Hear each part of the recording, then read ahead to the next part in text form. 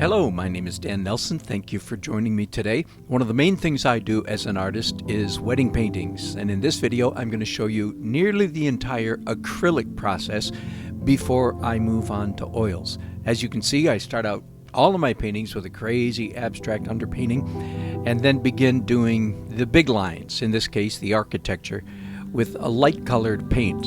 Starting here with orange and then progressing to red. You'll see throughout the process I'm going to draw this image 5 or 6 or 7 times in acrylics before I move on to oil and do all the details there in oil.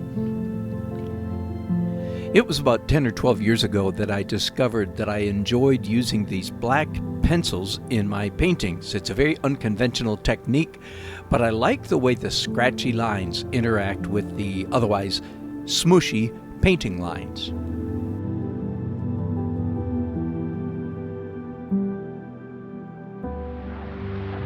All right, I'll do this real quick. Lines in paintings. Line this way, extremely peaceful and or extremely boring, depending on. Line this way, slightly more interesting, a little bit more energetic, but still pretty boring. Line this way, exciting. We exaggerate the point, okay? Any angle line like this has a lot more energy. So energy, low, medium, high. Not low, medium, high. Energy level, low, medium, high energy, visual energy.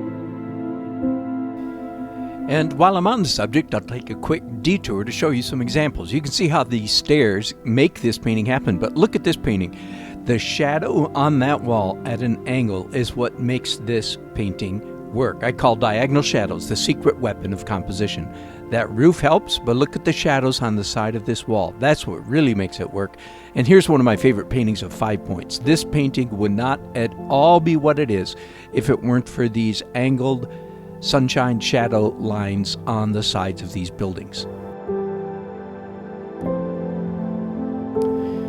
I talk about the magic of transparent paints all the time, and every once in a while someone will say to me, well, where do you buy these transparent paints? No. You don't buy them. You make them transparent by adding a medium to them, or actually the other way around. You add a little bit of paint to a lot of medium. That's what makes them transparent. And trust me, transparent colors are much more interesting than opaque ones.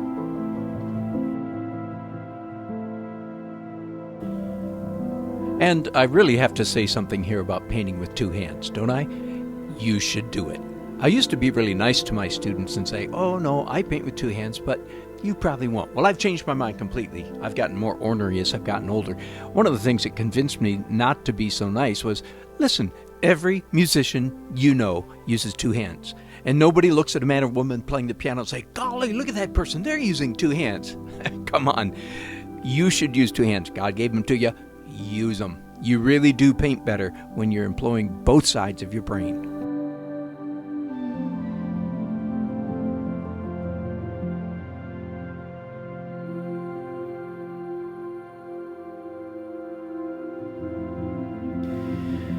Most of my wedding paintings feature a super realistic portrait of the bride and groom, but every once in a while I have a client who says, I like it more abstract, and so I do that as well. So this is really the end of the acrylic phase of the painting. As most of you know, I switch here to oils and do all the details, like this, in oil. Thanks so much for watching. Don't forget to hit like and subscribe. And hey, by the way, did you notice those secret weapons? Thanks for watching. Bye-bye.